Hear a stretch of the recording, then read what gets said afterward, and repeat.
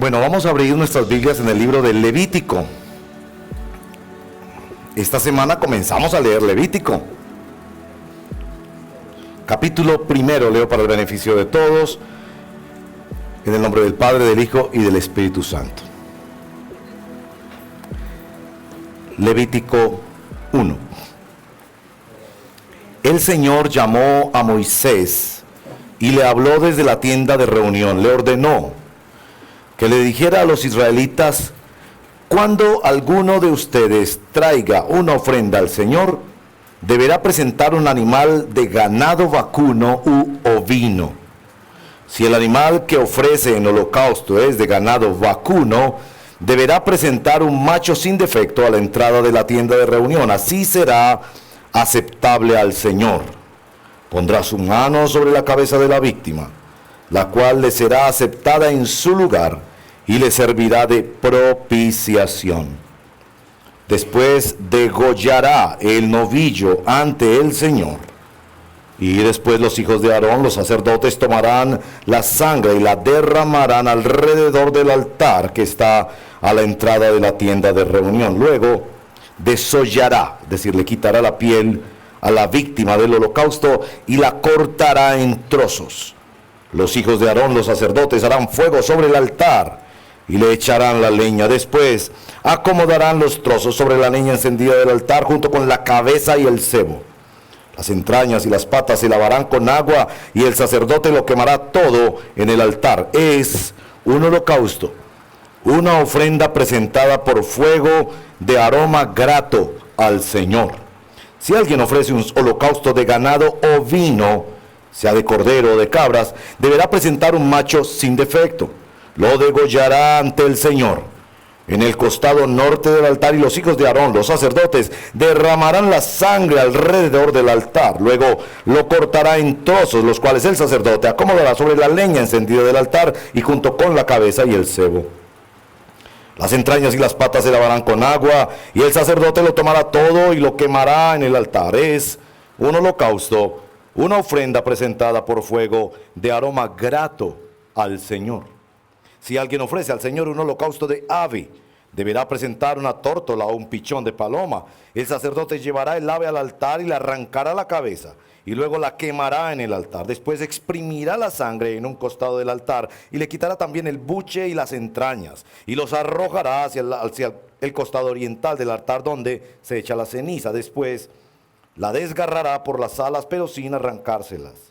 Entonces el sacerdote quemará en el altar sobre la leña encendida. Es un holocausto, una ofrenda presentada por fuego de aroma grato al Señor. Hermanos y hermanas, esta es la palabra del Señor. Oremos. Señor, gracias por la oportunidad que nos das de compartir de tu palabra. Sin duda que leemos estos textos y nos quedamos impresionados, y sin duda mis hermanos están pensando: ¿y de qué vamos a hablar el día de hoy? Pedimos tu dirección, Espíritu Santo, te lo pedimos en el nombre de Jesús nuestro Señor. Amén y amén. Levítico. Hay una cierta y falsa vergüenza de los cristianos en cuanto al libro de Levítico. No solo porque en el libro de Levítico, más adelante leerán, hay órdenes muy severas en cuanto a la sexualidad humana, que caen de manera sorprendente y son grandemente rechazadas en esta generación de libertinaje sexual. Pero más que eso, el libro genera para algunos cierta vergüenza porque es una carnicería. Hay sacrificios y sangre por doquier, especialmente en esta época de la personalización de los animales, en la que pareciera que no se puede tocar ningún animal. Aquí se matan decenas de animales en ofrenda al Señor. Mi deseo esta mañana es ayudarle a superar esa vergüenza. De hecho, ayudarle a apreciar el libro de Levítico de una manera nueva. Más o menos es como la historia que usted ha escuchado del joven que se avergonzaba de su mamá. Su mamá tenía cicatrices en el rostro muy notables, desfigurada casi toda su cara, sus manos llenas de cicatrices, de tal manera que este joven, cuando sus amigos venían a visitarlo a casa, le pedía a su mamá que se quedara escondida en el cuarto. Nunca la llevó a un centro comercial y cuando había que recoger las notas en el colegio, él pedía que una vecina lo hiciera porque él se avergonzaba de su mamá. Años más tarde su mamá supo esto, que él se sentía avergonzado por ella y le contó la verdadera historia. Le dijo: hijo, ¿quieres saber yo por qué tengo mi rostro desfigurado y mis manos desfiguradas? Cuando tú eras niño hubo un incendio y por salvarte a ti de ese incendio yo tengo estas cicatrices. Y bueno, ustedes saben la historia. Después de eso el muchacho amó esas cicatrices y ya fue capaz de mostrarle a sus amigos, su mamá, y decir: es que todo eso fue por mí. Eso es más o menos lo que quisiera que vean en el libro de Levítico. Un libro que podría avergonzarte y que quizás nunca se lo mostrarías a tus amigos, especialmente en esta generación. Y este es el título, largo, me perdonan: el costo de nuestra fe. ¿Por qué necesitamos predicarnos el Evangelio con el libro de Levítico? Yo sé que es largo, no es un buen título, especialmente hoy en día que hasta las iglesias se llaman con una sola palabrita. El costo de nuestra fe. ¿Por qué necesitamos predicarnos el Evangelio con el libro de Levítico? La primera parte de este título habla del costo de la fe y parece un contraste con el libro de Éxodo, porque ya la semana pasada recuerden que decíamos, en Éxodo el Señor enfatiza que deben darle ofrenda a los que deseen. Éxodo en el fondo es un libro que valora muchísimo el deseo, como la restauración de esclavos que podían ahora desear adorar a Dios, tenían nuevos deseos. Pero recuerden, el deseo no necesariamente se conflictúa con el costo. Por ejemplo, usted desea adelgazar, pero eso tiene un costo. De hecho, si usted no paga ese costo, no adelgaza. Muchos desean adelgazar maravillosamente, especialmente en esta temporada del año, pero si ese deseo no se combina con un costo, no va a haber mucho bajón de peso, para decirles sinceramente. Así que no hay una contradicción, hay un costo en la fe y quiero mostrarles eso. El subtítulo habla de predicarnos el Evangelio. Noten que Levítico viene después del Éxodo, es después de la liberación, que Dios les enseña las implicaciones de adorar a un Dios santo. Es algo así como un detrás de cámaras. En Éxodo, esas 10 plagas destronaron ídolos de Egipto. A propósito, la primera plaga fue sangre, la 10ª plaga fue la muerte de los primogénitos. Y para salvarse de que los primogénitos en la casa murieran, ellos deberían untar sangre en los dinteles y los postes de la casa. Y ya desde Éxodo el Señor los está preparando para entender el lugar de la sangre en la expiación y la redención del pueblo de Dios. Pero Levítico quizás no solo muestra el costo que hubo para el trono de Faraón, sino también el costo que hubo para el trono de Dios. Es que en Éxodo Dios ha sacado a los israelitas de Egipto. Escuche bien, en Levítico Dios está sacando a Egipto del corazón de los israelitas. Estos eran esclavos que necesitaban una nueva cosmovisión, una nueva forma de entender a Dios, una nueva forma de comprender su justicia, su santidad. ¿Quién es Dios y por qué nos ha rescatado y para qué nos ha rescatado? Y esto lo vemos claramente en el libro de Levítico. Podríamos decir que el libro de Levítico se puede ver en 2 niveles, perdónenme lo largo de la introducción. El costo de nuestra fe en la salvación. Evidentemente en Levítico vemos todos esos sacrificios que muestran la necesidad de un sustituto vicario y penal para pagar por nuestros pecados. Y por eso el Evangelio de Juan determina a Jesucristo por Juan el Bautista como el Cordero de Dios que quita el pecado del mundo. Nos muestra el costo de nuestra salvación. Nosotros podemos creer en Dios porque Dios hizo un sacrificio último y único para nuestra salvación. Es como una especie de pedagogía que hay en el libro de Levítico, como mostrándonos la gravedad de nuestro pecado y la grandeza del amor de Dios. Pero Levítico también nos muestra el costo de nuestra fe en la santificación. ¿Cómo sanar el corazón de un esclavo? ¿Cómo sacar a Egipto del corazón de los israelitas? Ustedes recordarán que en alguna ocasión los mismos esclavos israelitas, después de haber sido liberados de la esclavitud de Egipto, querían desear regresar a Egipto y aún pensaban que allá comían ollas de carne y que todo era maravilloso. La mentalidad de esclavo estaba todavía en ellos, algo así como lo que llaman el síndrome de Estocolmo.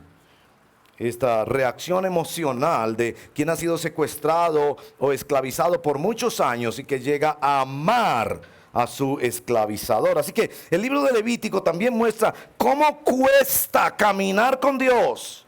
Implica tiempo, ellos tenían que hacer sacrificios todos los días, todas las semanas. Implica costos materiales el seguir con este Dios. Imaginen la escena, se llaman Adonías y Esther. La pareja de esa época. Adonías llega a la casa corriendo y va al corral pequeño que tienen al fondo de la casa y toma un corderito y Esther le pregunta, ¿para dónde vas con ese corderito? Y dice, no, es que otra vez la embarré, le dice. Otra vez ofendí a Dios pronunciando palabras en contra de su nombre y calumniando a mi prójimo. Y Esther le responde a Adonías, pues vas a tener que controlar esa bocota porque si no nos quedamos sin rebaño y sin comida para nuestros hijos. Cada vez que ellos le fallaban a Dios, necesitaban ofrecer un sacrificio. ¿Me ayudan? Es decir, toda esta complejidad de ofrendas, de sacrificios y todo aquello eran una forma de mostrar el evangelio de la salvación y el evangelio de la santificación, porque esto es muy importante para nosotros como iglesia comunicarlo así. Es el mismo evangelio de la gracia que salva, es el mismo evangelio de la gracia que santifica, y Levítico va a mostrar de una manera vehemente que es a través de la obra perfecta de nuestro Señor Jesucristo. El mejor comentario bíblico del libro de Levítico es otro libro de la Biblia que se llama el libro de Hebreos, y vamos a leer un pedacito de Hebreos. Pero lo que quiero hacer esta mañana o tarde con ustedes es mostrarles tres razones para predicarnos el evangelio con el libro de Levítico. Primero, porque necesitamos entender la seriedad de relacionarnos con la santidad y la gracia de Dios. Noten en el verso primero y segundo es una orden de Dios. Yo subrayé en el verso segundo de nuestro texto, cuando alguno de ustedes traiga una ofrenda. Muy diferente a Éxodo. No se quedan esperando que quien desee una ofrenda, no pregunta si das una ofrenda, sino cuándo. Supone que todo cristiano ha de acercarse al altar y presentar una ofrenda. Es claro que todo lo minucioso de esos sacrificios que Dios ordenaba, 56 veces está esta expresión, Dios le ordenó a Moisés. Es decir, todo este sacrificio no se hace de acuerdo al cálculo humano, al deseo humano o la sensación o la experiencia humana, sino que es una orden de Dios para claramente decir que no se trata de nosotros, sino de Dios. Que no se trata de que nosotros merecemos el amor de Dios. Se nos está salvando en el libro de Levítico de lo que yo llamo el síndrome de la víctima. Esta generación ha crecido con el síndrome de la víctima. Una persona es victimizada por cualquier cosa y ya se siente el héroe de la sociedad y ya todos le debemos y todos lo debemos recompensar. Y yo sé, en el plano humano, horizontal, eso puede ser así. Si a una familia la desplazaron y la despojaron de su tierra, el Estado y organizaciones deben ver la forma de que esa persona regrese a su tierra y pueda tener lo que tuvo en otro momento. Pero con Dios no es así.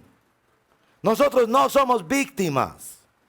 Ellos tenían la mente de que como Dios los rescató es porque ellos eran algo especial y entonces Dios les quedaba debiendo y tenía que llevarlos a un paraíso en el desierto. Dios los tiene que cambiar en su mentalidad y mostrarles que en el fondo la liberación ocurre a causa de su pecado y su necesidad de reconciliación con Dios. Es tan grave el pecado como se muestra en el libro de Levítico, que aún en los capítulos 4 y 5 habla de lo que en la Nueva Versión Internacional se llama el pecado inadvertido. El pecado sin querer queriendo, diría el Chavo del Ocho. El pecado por hierro lo llama la revisión de la Reina Valera. Es esa cantidad de pecados que ellos cometían el día sábado, ofendiendo a un vecino, dañando la propiedad ajena, pero ellos no querían. Y aún esos pecados deberían ser expiados. Algo que hacer para resolver ese pecado. En el capítulo 16 se llega a hablar de un día nacional, el Yom Kippur, el día de la expiación. El día en que un solo hombre, el sumo sacerdote, entraba en el lugar santísimo para expiar, para quitar la culpa de todo el pueblo. Y era como desde el mismo libro de Levítico, Dios estaba preparando la mentalidad de su pueblo, que leería esas narraciones durante generaciones para ver que un día habría uno que representándote a ti y a mí recibiría el castigo justo por nuestros pecados para poder otorgarnos un perdón real y objetivo. Permítanme leer con ustedes en el libro de Hebreos capítulo 9. Vienen conmigo por favor a leer Hebreos 9. Ese capítulo es extraordinario y no quiero dejar de ir allí porque quiero animarles que acompañen su lectura del libro de Levítico esta semana con Hebreos capítulo 9.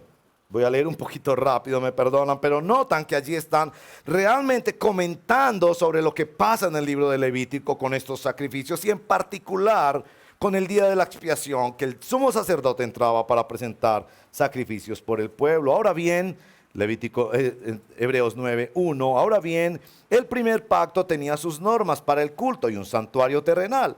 En efecto, se habilitó un tabernáculo de tal modo que en su primera parte, llamada el lugar santo, estaba el candelero, la mesa y los panes consagrados. Tras la segunda cortina estaba la parte llamada el lugar santísimo, el cual tenía el altar de oro para el incienso, el arca del pacto, toda la recubierta de oro.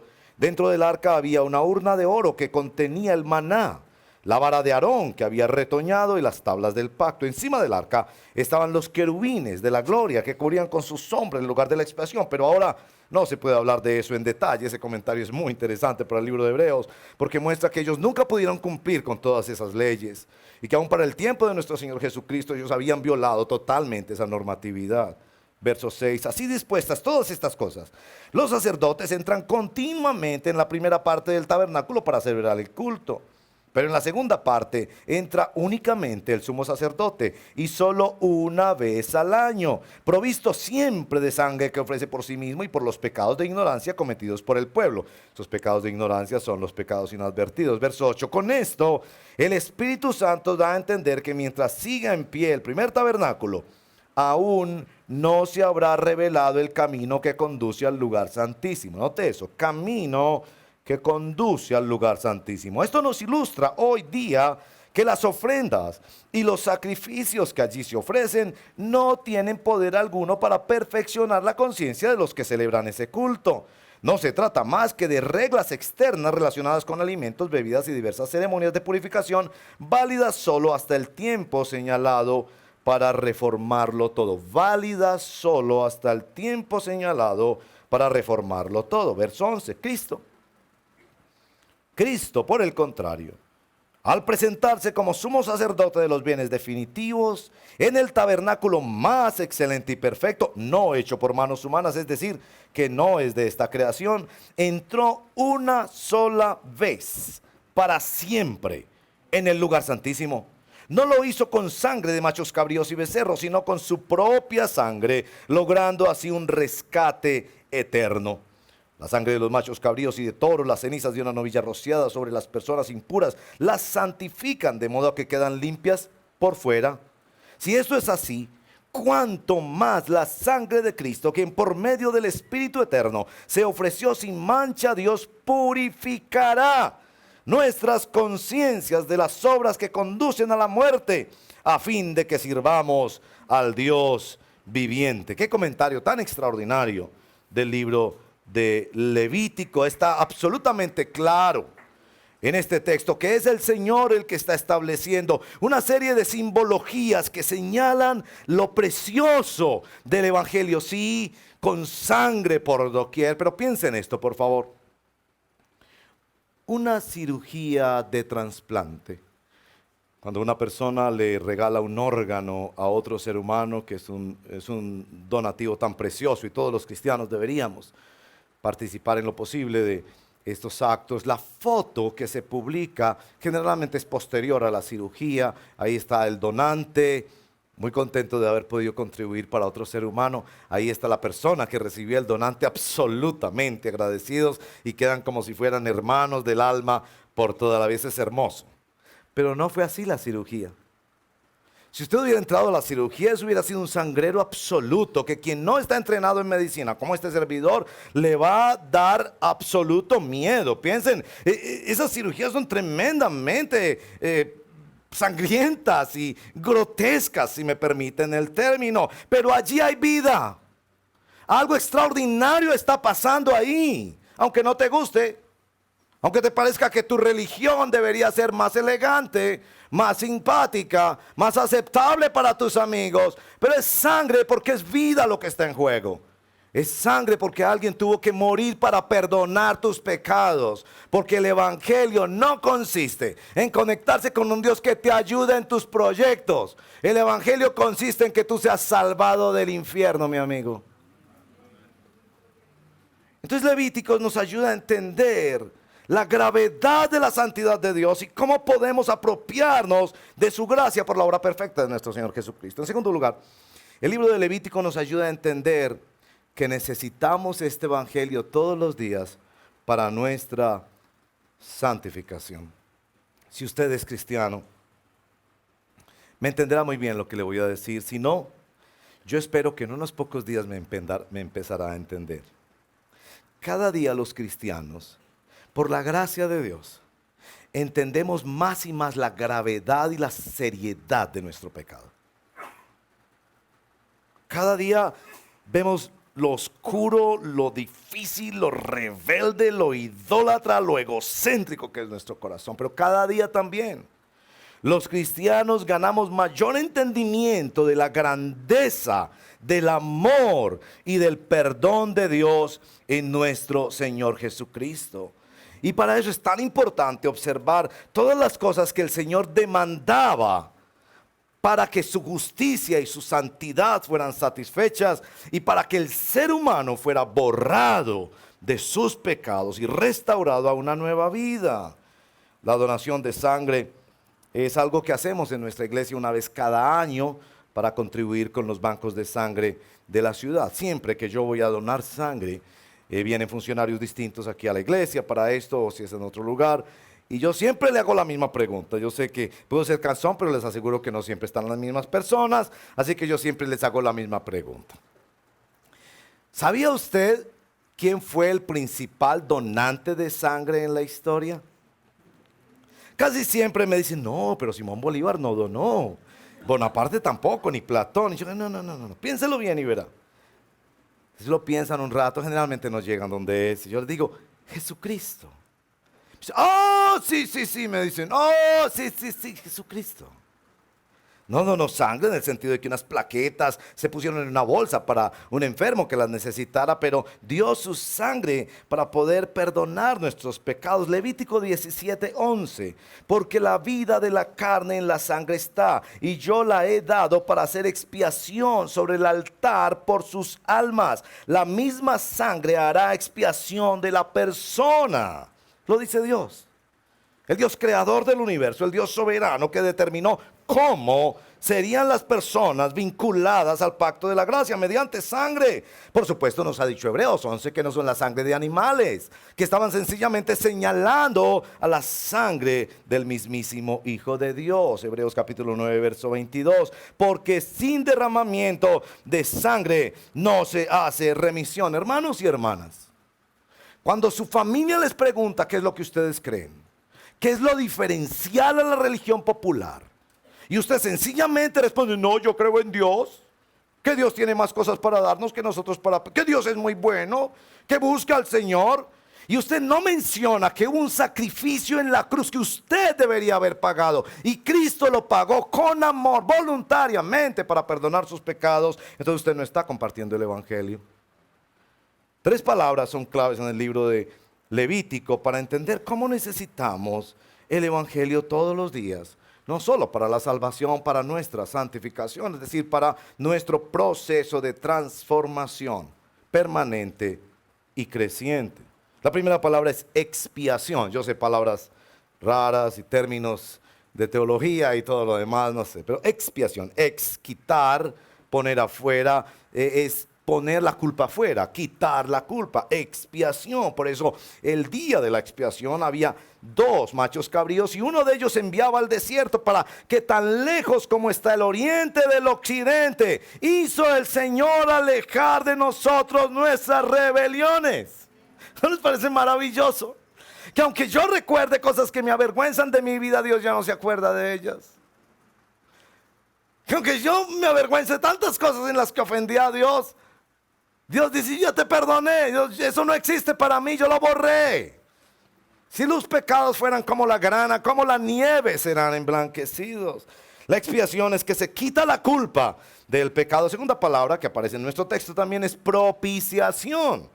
La propiciación es satisfacer las demandas de la ley, de la justicia de Dios. En otro sentido, aplacar la ira santa y justa de Dios. La expiación está tratando con la culpa y el pecado de la persona.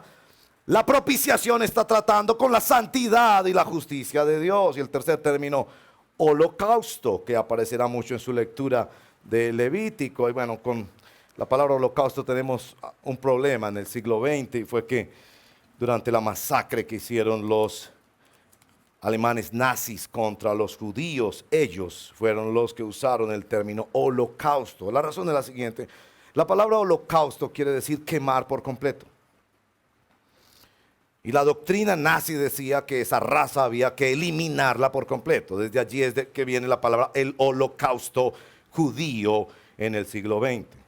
Pero en el libro de Levítico no se refiere a una raza ni a esto, sino que se refiere a que un sacrificio se quemaba totalmente, porque no todos los sacrificios se quemaban totalmente. Muchos sacrificios, ustedes lo van a ver en Levítico, era solo una parte del animal, la otra parte era para el sostenimiento de los levitas, otra parte era para la comunión, se comían parte del sacrificio como en una fiesta de comunión dentro del pueblo de Dios. Pero el holocausto es que se consumía completamente, que nos da una pista muy importante para el evangelio, mi hermana y mi hermano. Si usted cree en el evangelio y se sigue a Jesucristo, su entrega ha de ser total. Basta ya de cristianismos donde lames la mermelada y devuelves la tostada, donde haces lo que te da la gana y pides favores y milagros de Dios, pero no le has entregado el trono de tu corazón a Cristo Jesús el Señor. El holocausto ha de ser quemado completamente, porque Cristo entregó su vida completamente por ti, sin ninguna vergüenza. Se sacrificó por ti, tomó sobre él mismo todo tu pecado. Así que él tiene el derecho de llamarte a ti a entregarlo todo para él. Por eso venimos siempre en adoración, arrepintiéndonos y volviendo de nuevo a decirle: Señor, tómalo todo, lo pongo todo en el altar. Expiación, propiciación, holocaustos, términos que nos ayudan a ver nuestra necesidad permanente de contemplar un libro como Levíticos, donde vemos la santidad y la justicia de Dios, pero donde vemos nuestra profunda necesidad del Señor, como cantábamos hoy. Oh Señor, te necesito. Lo más hermoso que hace el libro de Levítico es lo que quiero decirles en tercer lugar. El libro de Levítico nos ayuda a entender que podemos tener paz total con Dios por medio de nuestro Señor Jesucristo. Esto es hermoso. Noten que en el verso 4 la persona tenía que poner su mano sobre la cabeza de la víctima. Más adelante, porque ese texto se amplía, notarán que la persona primero tenía que degollar el animal. El corderito tierno y hermoso que podría ser como la mascota de la casa. Tenía que ir, degollarlo. Y después poner su mano sobre el animal y confesar todos sus pecados. Si no se daba lugar a una religiosidad supersticiosa, mágica o hipócrita. Todos los demás escucharían cuáles eran sus pecados. tendría que ser brutalmente honesto con su Dios. Para ti que escondes un pedazo de tu vida, en el otro eres muy cristianito, das ofrendas y ayudas, pero ocultas ese lado de tu vida. Esta fe a la que Dios nos llama en Cristo nos obliga a venir al Señor Jesucristo, poner nuestras manos, reconocer que ha sido muerto por nuestros pecados y confesar nosotros nuestros pecados delante de Él. Pero lo que eso producía era la profunda certeza de que el Dios que había ordenado eso, que había demandado eso, estaba satisfecho, y entonces había paz con Dios por medio de nuestro Señor Jesucristo. En el libro de Levítico se anuncia al Señor Jesucristo hacia adelante.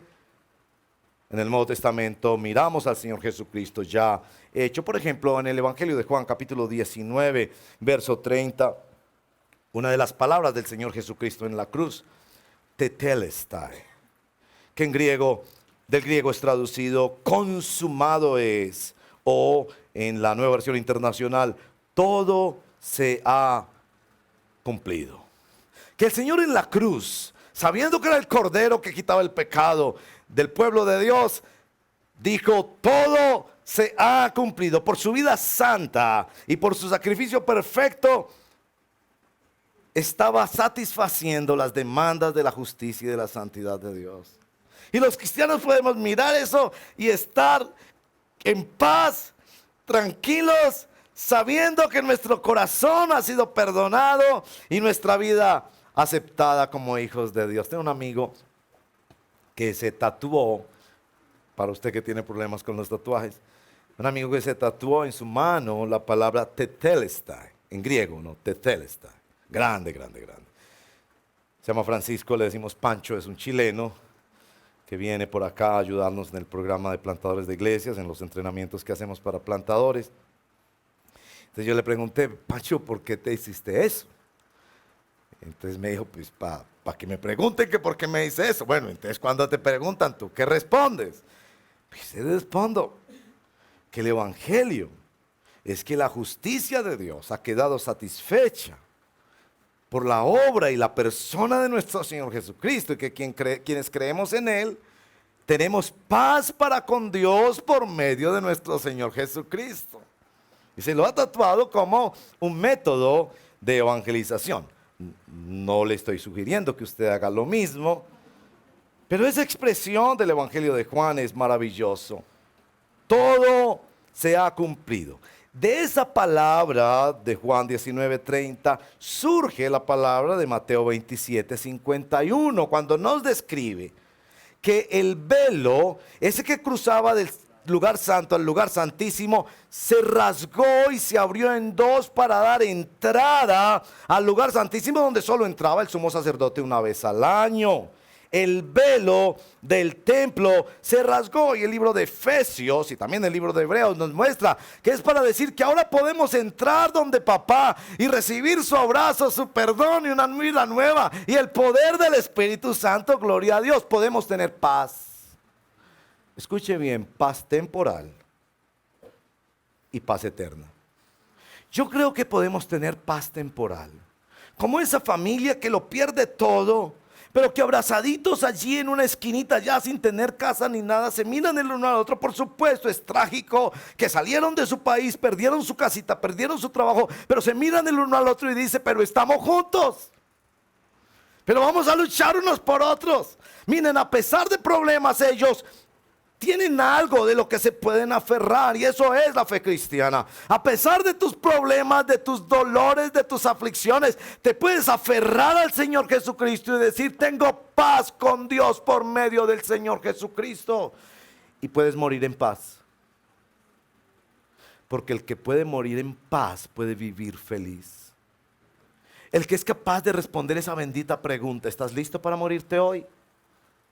Y puede decir: mira, me daría tristeza no ver a mis hijos graduar, no ver a mis nietos, mis bisnietos, mis tataranietos, pero yo estoy listo. El que ha resuelto ese asunto de la paz eterna en su corazón es una persona libre. Es una persona que no lo manipula el mundo y sus mentiras, el diablo y sus engaños o su carne con sus debilidades.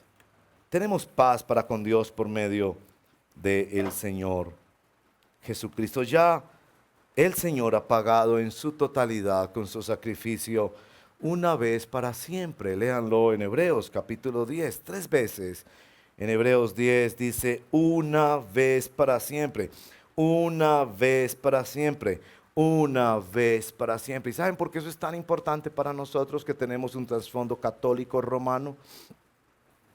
Cuando usted va a misas por alguna razón, una persona que acompaña en un duelo, cualquier cosa, el sacerdote toma los elementos y dice, este sacrificio mío y vuestro. Eso tiene que ver, temas controversiales de teología, con una doctrina de la Iglesia Católica que se llama la transubstanciación.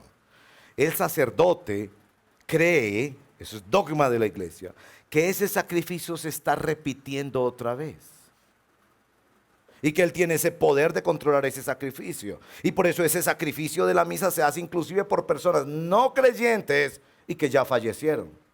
Está manipulando y repitiendo el sacrificio de Cristo. Cuando Hebreos capítulo 10 dice, una vez para siempre, tetelestai, ya Cristo pagó por mis pecados. Yo no tengo que repetir esto. Yo no tengo que vivir repitiéndolo. Yo no tengo que depender de pastores, de papas, de profetas, apóstoles o ángeles. Yo dependo exclusivamente de la obra satisfactoria del Señor Jesucristo y suficiente del Señor Jesucristo en la cruz.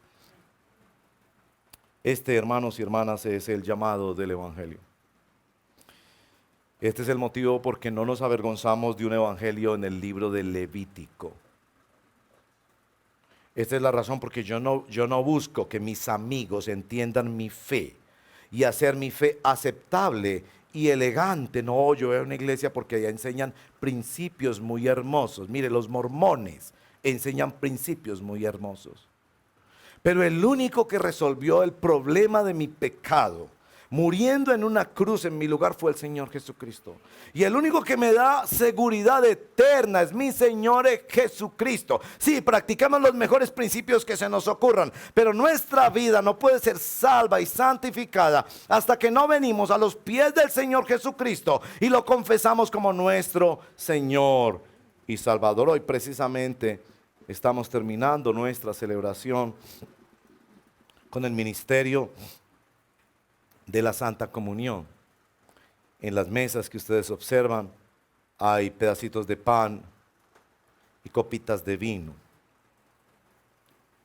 Nos unimos, como cantábamos en el credo, a toda la Iglesia Universal, es decir, a creyentes en todos los países del mundo que también predican el Evangelio. Y este es el Evangelio visible, el Evangelio gráfico, donde se ve que todos estos sacrificios del libro de Levítico estaban señalando a la gravedad de nuestro pecado y a la grandeza del perdón de Dios en Cristo Jesús. Cuando tomamos la Santa Comunión estamos reconociendo que necesitamos un Redentor que nos salve, que nos santifique. Estamos entrando en un momento supremamente solemne. Déjenme decirlo de la manera más seria y solemne, como es el efecto que quiere tener este libro de Levítico.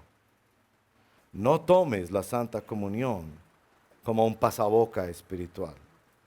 Los hermanos en esta congregación bautista practicamos una doctrina histórica de la Iglesia protestante, que es la cena abierta.